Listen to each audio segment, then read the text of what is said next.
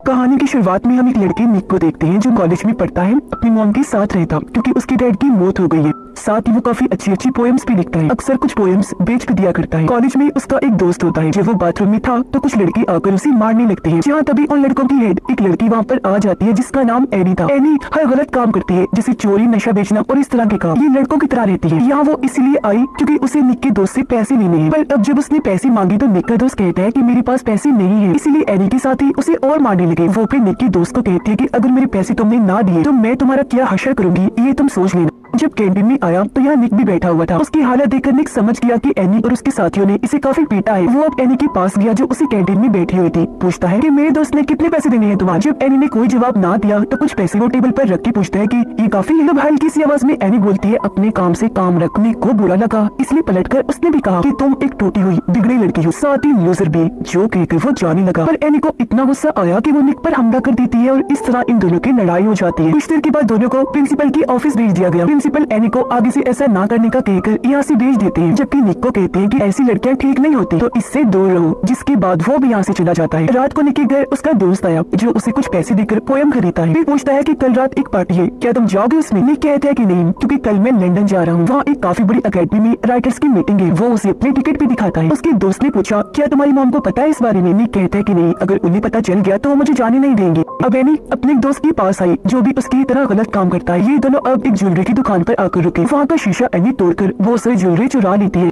अगली सुबह जब एनी वहाँ से जाने लगी तो अपने साथ वो चोरी की ज्वेलरी भी ले जाने लगती है। उसका दोस्त कहता है कि ज्वेलरी इधर ही रहने दो, इसकी हिफाजत मैं करूंगा। एनी कहती है कि नहीं, तुम इसकी हिफाजत नहीं कर सकते, ये मेरे साथ ही रहने दो। जो कहकर वो यहाँ से चली गई। इस पर उसके दोस्त को बहुत गुस्सा आया। वो पुलिस को कॉल करके सब कुछ बता देता है। कॉलेज में आने के बाद एनी वो ज्वेलरी अपने लॉकर में रखने लगती है पर उसे ऐसा करते हुए निक के दोस्त ने देख लिया था। थोड़ी देर के बाद यहाँ पुलिस आ गई। जब उन्होंने एनी की लॉकर की तलाशी ली तो उन्हें वो ज्वेलरी मिल जाती है, इसीलिए वो एनी को गिरफ्तार करके ले जाती है। पर क्योंकि वो स्टूडेंट थी तो जल्दी उसे छोड़ दिया गया। एक हफ्ते के बाद उसकी कोर्ट में पेशी है। छूटने के बाद वो अपने दोस्त को कॉल करके बताती है कि मुझे गिरफ्तार कर लिया गया था। वो पूछता है तुमने कुछ बताया तो नहीं। एनी कहती है कुछ भी नहीं। फिर वो पूछता है कि कौन हो सकता है ये जिसने पुलिस को सब बताया। अब हालांकि वो खुद ही था पर यहाँ एनी को ये लगता है कि वो निक का दोस्त है जिसने पुलिस को सारी जानकारी दी क्योंकि लॉकर के पास उसने एनी को देखा था। अब आज रात क्योंकि निक लंदन जाने के लिए निकलने वाला था इसलिए वो अपने दोस्त को मिलकर अलविदा कहता है। फिर जब वो घर आया तो उसकी मॉम को भी पता चल गया था कि आज रात वो लंदन जाने वाला है क्योंकि उसकी फ्लाइट लेट थी और एयरपोर्ट से जो कॉल आई थी वो निक की मॉम ने उठानी थी। पूछने पर निक बताता है मॉम वो मैं आपको बताने ही वाला था। वो कहती है झूठ मत बोलो बेटा, टिकट तुम्हारे पास कब से थी, तुम चाहती तो बता सकती थी। गलत बात है, मुझे लगता है मैं किसी अजनबी के साथ रह रही हूँ। और यहाँ से चली जाती है। निक को भी बुरा लगा इसलिए रात को वो टिकट लेकर उस पार्टी में चला जाता है जिसके बारे में उसके दोस्त ने निक को बताया था। जब उसका दोस्त पार्टी में आ रहा था तो उसे एनी और उसके साथी पकड़ लेते हैं। खूब पीटने लगे ताकि सच उगलवा सके। वो उसे बहुत मारने लगे इसलिए वो कह देता है कि वो मैं नहीं निक है। सारी जानकारी पुलिस को उसने ही दी थी। यहाँ उसने निक का नाम इसलिए लिया था क्योंकि उसे लग रहा था कि वो तो लंदन जा चुका है और वो तो पार्टी में था जो अपनी टिकट एक लड़की को दे देता है। और अब जब वो अपने घर जाने लगा तो एनी और उसके साथी निक को भी पकड़ लेते हैं। यहाँ निक का दोस्त भी उनके साथ था। वो उसे बहुत बुरा मारते हैं जिससे उसकी सांसें रुकने लगती हैं। हालांकि उसका दोस्त भी ऐसा करने से उन्हें मना करता है मगर वो नहीं रुकते। ये सब देखकर उसका दोस्त काफी दुखी हो गया क्योंकि उसे लग रहा था कि निक मर गया है। ये अब उसे एक सुनसान जगह पर छोड़कर यहाँ से चले जाते हैं। एनी तो अपने दोस्त के पास आ गई। उसे बता देती है कि मेरे हाथों निक का खून हो गया है। उसका दोस्त कहता है कि तुम जाओ यहाँ से, क्यों आई हो यहाँ। जो सुनकर हालांकि एनी को बुरा तो लगा लेकिन वो यहाँ से चली जाती है। अगले दिन निक बाकी बच्चों के साथ क्लास में बैठा हुआ था। टीचर क्लास में आकर सब बच्चों से एक सवाल पूछती है जिसका जवाब निक के अलावा किसी को भी नहीं आता था। वो खड़ा होकर जवाब देता है लेकिन हैरत उसकी आवाज टीचर और बच्चे सुन नहीं पाते। निक को भी अजीब लगा। वो पूछता है कि यहाँ पर क्या हो रहा है, क्या तुम लोग मेरा मजाक बना रहे हो। जो कहकर वो उठा जोर जोर से चिल्लाने लगा। सबके आगे हाथ हिलाने लगता है पर कोई ना तो उसे देख और ना ही सुन पा रहा था। वो एक किताब जो टेबल पर पड़ी थी उसे उठाकर दूर फेंक के मारता है लेकिन अगले पल जब उसने टेबल पर देखा तो किताब वहीं पर पड़ी हुई थी। टीचर कहती है कि निक और उसकी पोएम के बारे में तब बात करेंगे जब वो क्लास में होगा। जो सुनकर वो काफी चौंक गया। कहता है अरे ये क्या हो रहा है, मैं क्लास में ही तो हूँ, आखिर क्यों किसी को नहीं दिख रहा।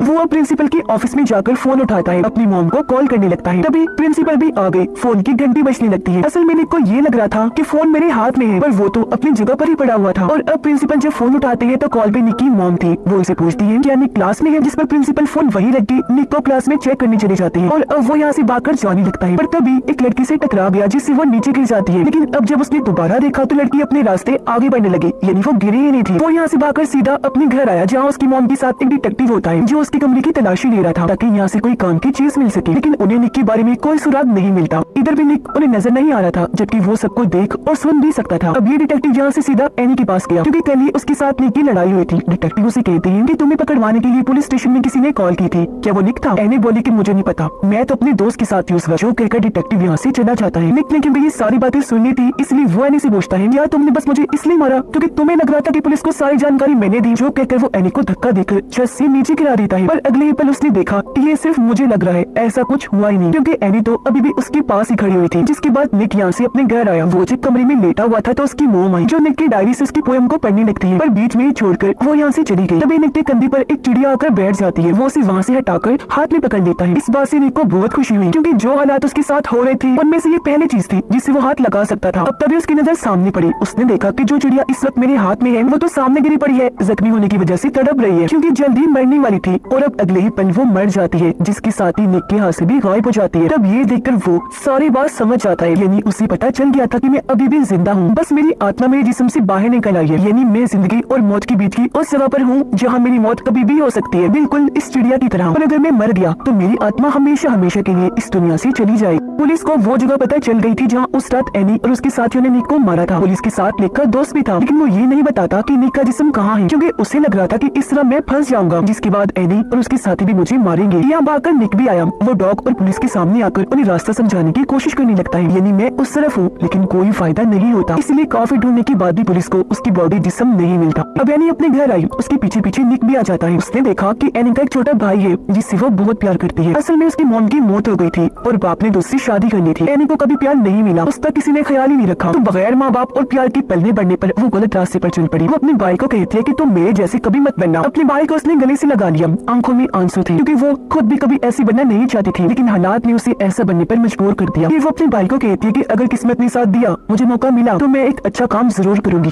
ताकि तुम्हें मुझ पर फख्र हो। अब एनी के उसी दोस्त के पास डिटेक्टिव आया, कहता है कि उस रात एनी ने तुम्हें जेल से कॉल की थी जब उसने ज्वेलरी चुराई, तो क्या उस रात वो तुम्हारे साथ थी? इस पर वो किसी मुसीबत में ना फंसे, इसलिए ना चाहते हुए भी उसे इस केस में आना पड़ता है। वो निक के दोस्त को अगवा करके उससे पूछता है कि बताओ तुमने निक की बॉडी को कहाँ रखा है, जिस पर निक का दोस्त उसे उस जगह पर ले जाता है। तब एनी का दोस्त बॉडी को वहाँ से कहीं और शिफ्ट करवा देता है, ताकि अगर पुलिस को कोई बताना भी चाहे तो पुलिस को कभी भी बॉडी ना मिले। जिसके बाद वो एनी को मारने का प्लान बनाता है। वो उसे मिलने के लिए बुलाता है। इससे पहले वो उसकी जान लेता, एनी गन छीनकर उसी पर तान देती है। तभी यहाँ पुलिस भी आ गई। तब सही सलामत एनी यहाँ से निकलने में कामयाब रही। वो जब भाग रही थी तो निक उसे कहता है मत भागो एनी, वो तुम्हें पकड़ लेंगे। तो पलटकर एनी कहती है कभी नहीं, और यहाँ से भाग गई। ये सुनकर निक को काफी हैरत हुई, क्योंकि एनी उसे सुन सकती थी। और अब जब वो बैठी थी तो निक उसके पास आकर कहता है कि मैं जानता हूँ एनी, तुम मुझे सुन सकती हो, मैं तुम्हारे आस पास ही हूँ, क्योंकि मैं अभी जिंदा हूँ, बच सकता हूँ। तुम बस पुलिस को बता दो कि मेरी बॉडी कहाँ है। अपने किए पर एनी उससे माफी मांगती है। फिर उसे वहाँ ले जाने लगी जहाँ इन्होंने निक की बॉडी को रखा था। और जाहिर है इधर वो नहीं थी, क्योंकि एनी के दोस्त ने वो कहीं और फेंकवा दी थी। पर यहाँ इन्हें च्युइंगम का रैपर मिल जाता है जो निक का दोस्त खाया करता था, जिससे दोनों समझ गए कि बॉडी यहाँ से गायब होने में निक के दोस्त का भी हाथ है। इसलिए अब एनी उसके दोस्त को पकड़ लेती है, मार मार कर पूछती है कि बताओ निक कहाँ है। उसकी बॉडी वहाँ पर नहीं है जहाँ वो रखी थी, जिस पर अब वो एनी को सारी बात सच सच बता देता है। कहता है एनी जो तुम सोच रही हो वैसा कभी हुआ ही नहीं था। तुम उस रात मार मार कर मुझसे नाम उगलवाना चाहती थी। तब मैंने बिना सोचे निक का नाम इसलिए नहीं दिया क्योंकि मुझे लग रहा था कि वो लंदन गया है, पर वो नहीं गया, इधर ही था। और ऐसा कभी हुआ ही नहीं कि उसने पुलिस को सारी जानकारी दी, और नहीं मैंने पुलिस को बताया था। और हाँ, वहाँ से निक की बॉडी मैंने नहीं तुम्हारे दोस्त ने हटाई थी, क्योंकि सारे फसाद की जड़ वो है। उसने पुलिस को कॉल करके तुम्हारे बारे में बताया था। जो सुनकर एनी काफी चौंक गई। सच जानकर हैरतों से हो रही थी, साथ साथ उसे दुख भी था। और अब वो यहाँ से सीधा अपने दोस्त के पास गई। गन पॉइंट पर उसे लेकर कहती है कि मैं तुम्हारा सारा सच जान गई हूँ, और अब बताओ मुझे निक की बॉडी कहाँ है। तो अब मजबूरन उसे बताना पड़ता है। वो कहता है कि निक की बॉडी डैम के पास है, जल्दी उसे वहाँ से निकालो वरना पानी उसे बहा कर ले जाएगा। और अब जब एनी वहाँ से जाने लगी तो उसका दोस्त गोली मार देता है, जिससे वो जख्मी होकर नीचे गिर गई। इससे पहले कि दूसरी गोली मारकर उसकी जान ही ले लेता, एनी उसे शॉट करके नीचे फेंक देती है और यहाँ से भाग गई। वो पुलिस को कॉल करती है, कहने लगी कि अब तुम लोगों को मुझे ढूंढने की जरूरत नहीं है, मैं यहाँ से जा रही हूँ। और हाँ, बस मेरा एक काम कर देना, मेरे कॉलेज के लॉकर में कुछ पैसे रखे हैं, वो बस मेरे छोटे भाई को दे देना। साथ ही निक जिंदा है, उसकी बॉडी डैम के पास है। उधर निक जब अपने दोस्त के पास था देखता है कि मेरे दोस्त को शर्मिंदगी हो रही है। उसे लग रहा है कि आज अगर निक इस दुनिया में नहीं है तो ये मेरी वजह से, इसलिए वो जहर खा लेता है। हालांकि निक ने उसे काफी मना किया, पर वो उसे सुन ही नहीं सकता था। और अब जब उसकी हालत खराब होने लगी तो उसकी दोस्त की आत्मा बॉडी से निकलकर बाहर आ जाती है, जिसे अब निक देख सकता था और वो निक को। यहाँ तभी उसकी दोस्त की मॉम डेड आई। उन्हें भी पता चल गया था कि हमारे बेटे ने जहर खा लिया है, पर उसकी हालत इतनी बुरी नहीं थी। निक डैम के पास पहुंच गया। जल्दी उसे अपनी बॉडी मिल भी जाती है और तभी डैम से भी पानी आना शुरू हो जाता है, इसीलिए वो अपनी बॉडी को उठाकर ले जाने लगा, लेकिन वो खुद अपनी बॉडी को नहीं उठा सकता था। वो मदद के लिए चिल्लाता है पर कोई भी उसकी आवाज को नहीं सुनता। आस पास कोई था भी नहीं। और अब तभी यहाँ डिटेक्टिव, निक की मॉम और बाकी सब भी आ जाते हैं। पुलिस ने डैम बंद करवा दिया। जैसे उसकी बॉडी मिली फौरन उसे हॉस्पिटल ले जाती है, लेकिन उसकी हालत बहुत ज्यादा खराब थी। उधर एनी भी पुलिस से बचते हुए किसी तरह हॉस्पिटल पहुंच जाती है, जहाँ उसके साथ साथ निक की आत्मा भी थी। इससे पहले एनी अंदर जाकर निक से मिल पाती। वार्ड के बाहर जहाँ निक की मॉम बैठी थी वो उसे देख लेती है। उन्हें गुस्सा तो था ही, इसलिए वो एनी के मुंह पर जोरदार थप्पड़ मार देती है। कहने लगी कि आज निक की जो भी हालत है तुम्हारी वजह से। निक को बुरा लगा। वो जोर से चिल्लाते हैं, मॉम ये आप क्या कर रही है? पर मॉम ने नहीं सुना। एनी कहती है कोई बात नहीं, वो तुमसे प्यार करती है इसीलिए गुस्सा है। निक की मॉम पूछती है ये तुम क्या कह रही हो? तो वो बता देती है कि निक यहीं पर है मेरे आसपास। निक की मॉम कहती है मगर मुझे तुम्हारी बातों पर यकीन नहीं है, अगर तुम सच कह रही हो तो साबित करो। तब निक एनी को कहता है कि मॉम को बताओ कि मेरे गायब होने के बाद आप मेरे कमरे में आई, आपने मेरी डायरी से जिंदगी में पहली बार मेरी पोयम पढ़ी, फिर उसे बीच में अधूरा ही छोड़कर यहाँ से चली गई क्योंकि आप वो पढ़ के जज्बाती हो गई थी। और अब एनी के जरिए निक अपनी मॉम को कहते हैं कि आपने डैड के गुजर जाने के बाद कितना बुरा टाइम देखा, मैं उसे कभी नहीं समझ पाया मगर अब मैं सब कुछ समझ सकता हूँ। निक की मॉम कहती है अच्छा बस बताओ तुम्हें क्या चाहिए? तब एनी कहती है कि मैं एक बार निक से मिलना चाहती हूँ क्योंकि मैं ही हूँ जो उसकी मदद कर सकती हूँ, उसे वापस ला सकती हूँ। इसलिए अब निक की मॉम उसे अंदर जाने की इजाजत दे देती है। निक के पास आने के बाद एनी की आंखों में भी आंसू आ गए थे। वो उसे कहती है प्लीज वापस आ जाओ, फिर उसके कंधे पर सर रख के वहीं लेट गई। और अब कुछ ही पलों में निक आंखें खोलता है, यानी उसकी आत्मा बॉडी में वापस आ गई थी। निक एनी से पूछता है क्या तुम मुझे देख सकती हो? वो कहती है कि हाँ, मैं हमेशा से एक अच्छा काम करना चाहती थी। निक बोला और आज तुमने वो कर ही दिया, मुझे वापस लाकर तुमने ही मेरी जान बचाई है। और अब निक तो बच गया था लेकिन एनी की मौत हो गई थी क्योंकि उस बेचारी को गोली लगी थी, जख्म बहुत गहरा था, उसका इलाज भी नहीं हो पाया था। और इस तरह उसने अपनी जान की परवाह किए बगैर निक की जान बचाई और अपनी बात को सही साबित कर दिया। अब निक एनी के भाई के पास गया जो प्लेन उड़ा रहा होता है। एनी का भाई कहता है कि मेरी बहन मुझे यहाँ लाया करती थी जो अभी इस दुनिया में नहीं रही, वो बहुत अच्छी थी। बच्चा दुखी था। तब निक उसका मोती करने के लिए कहता है चलो हम एनी को एक मैसेज भेजते हैं। हम उसे कहते हैं हे एनी ठीक है ना? इस पर उसका भाई कहता है हाँ, और ये लिखकर उन्होंने प्लेन को हवा में उड़ा दिया। प्लेन को दोनों उड़ता हुआ देख रहे थे। ये फिल्म इधर ही